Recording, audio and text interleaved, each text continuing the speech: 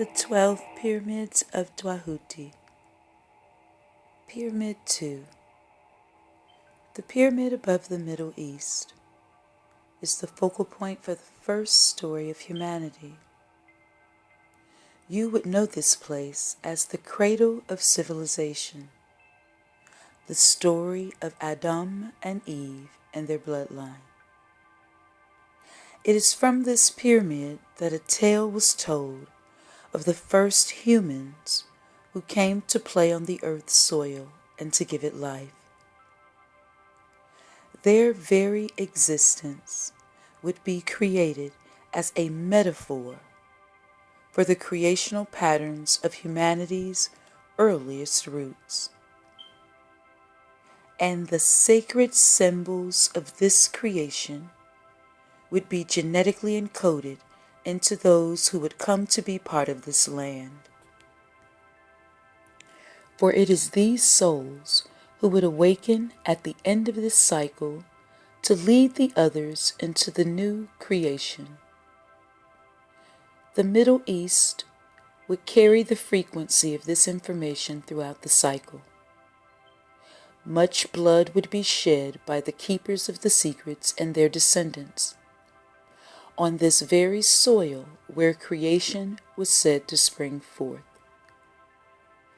It is in this region that the lords of light and darkness would play out their earliest games, battles that would continue until the end of this cycle and the beginning of a golden age of light, to be brought forth by the keeper of this pyramid, one known as Tashira el Aman. Tashira el Aman will embrace the souls and take them to the pyramid, where they would find healing from all they had endured on their earth journey. And there would be a new beginning. A new tree of life would spring forth from this pyramid, its matrix joining with the other 11 pyramids of creation. Darkness would return to light, and the souls would be free and healed. It is time for humanity to return to this pyramid, to heal in the womb of creation, to move through its matrix of geometric shapes and understand how the first man and womb man were created. Follow me to Pyramid 3. Om.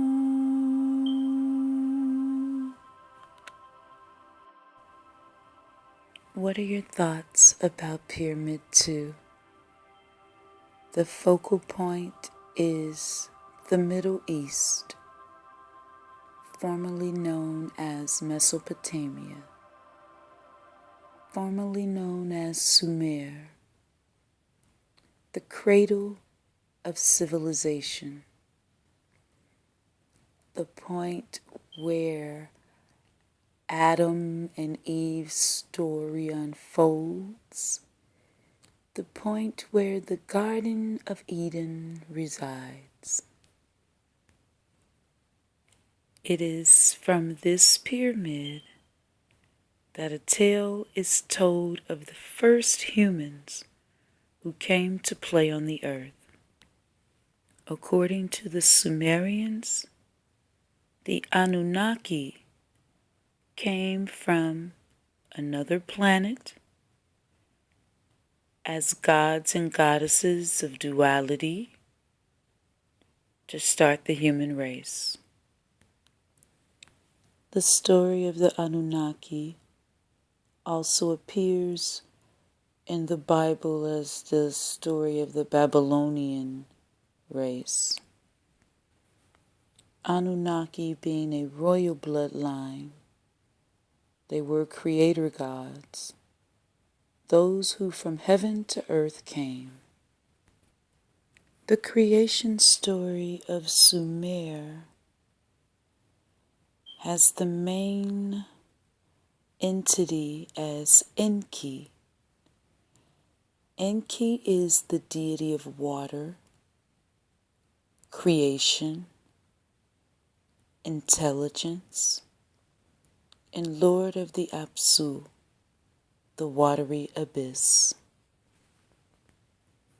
Enki was a god of life and replenishment.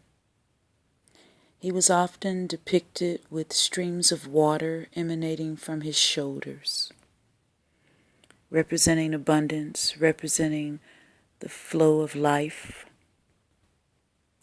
Duality played his youngest son, Ningizida, Lord of the Tree of Truth. I actually have the Sumerian king list on my computer. I've had it for years. I used to research Sumer because that was one of my previous lifetimes. And the list records the earliest rulers of the earth. It covers about 400,000 years. And these rulers were considered gods, immortals, demigods. The relics of Sumer depict gods and stargates. They depict the seeding of the tree of life. They show these gods with devices on their arms that look like little timepieces. They show headgear similar to Enkemet with a bird-headed mask. They show depictions of teleporting. They show depictions of encoding. They show harmonics, sacred geometry. There are lots of depictions making it very clear that there are beings, gods, that are bigger and taller and more powerful than us, overseeing the earth, and in these depictions even in control of the people upon the earth. So these were the beings that seeded the human race. And the sacred symbols of this creation would be genetically encoded into those who would come to be part of this land. So much to ponder with Pyramid 2.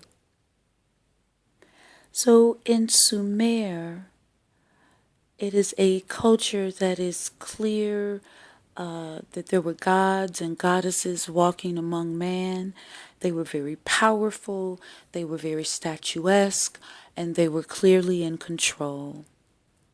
And even in the Bible, it speaks of making man in our image and in our likeness. Who is our? And it speaks of giants. Who are the giants? And of course, there's speak of angels in the Bible as well. So all of these types of beings, whether we call them different names, ascended masters, lamas, gurus, reproches, avatars, they all have ascended to a level beyond human being. Now, if we roll back to Kim, Duality is telling us a very similar story. That he traveled from Atlantis with his creator gods and his high priest and priestesses, and they came off of their mother ship, and they came and they mingled amongst the people of Kim, and it became a great superior race. And then, of course, we move to other cultures and other stories, and we see this same theme. And even within the story of Adam and Eve, within the story of Auset and Ausar, these are stories of duality, the feminine and the masculine. and all of the great powers that they both possess, and that to truly walk in that perfection of who you are, that God and Goddess that you already have been created to be, mind you. The light that is perfection is already within you. It is the light that allows you to be and think and read and say and speak, etc. It is for you to unveil it, to join as one with it, to fully activate it as these superior humans who walked in perfection have done.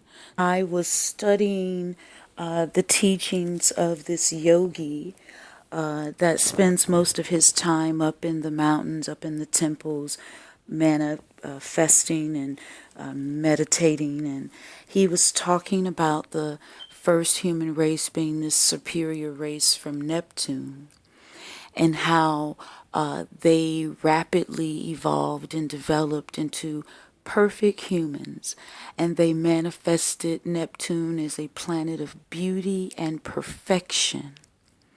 And that over time, this planet orbited into the space known as Earth.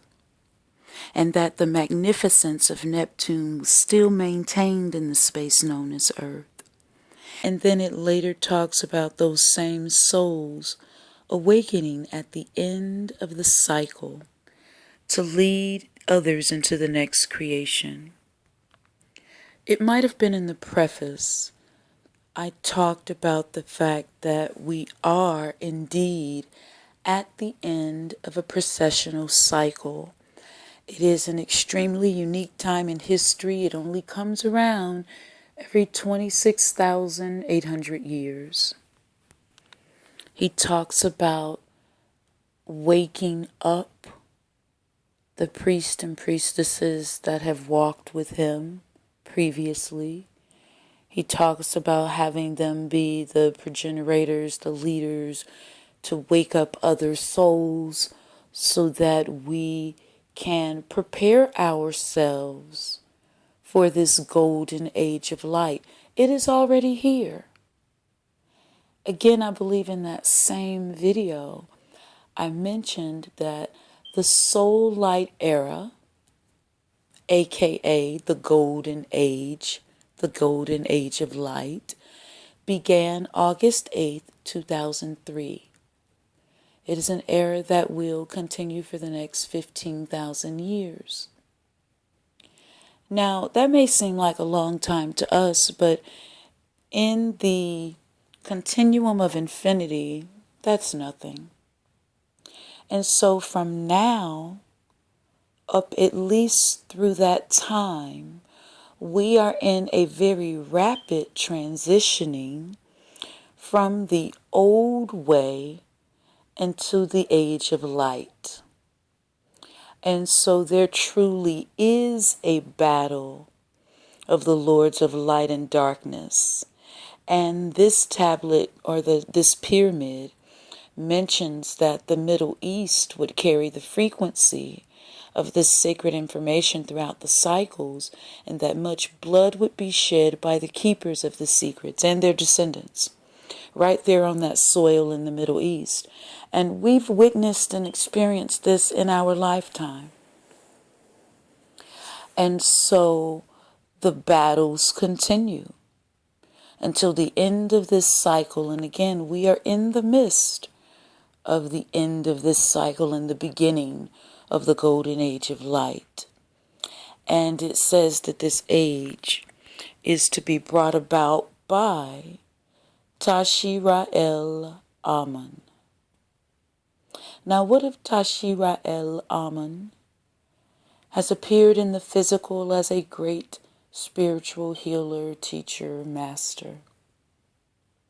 What if Tashira-el-Amun is guiding us, is waking up codes within us from somewhere up in the heaven beyond heavens? What if Tashira-el-Amun is awakening the priests and priestesses, the disciples, the spiritual teachers, the star seeds, the light workers, the indigos, the crystals, the rainbows, so that we can raise the vibration of the earth. Because this golden age of light has to be ushered in.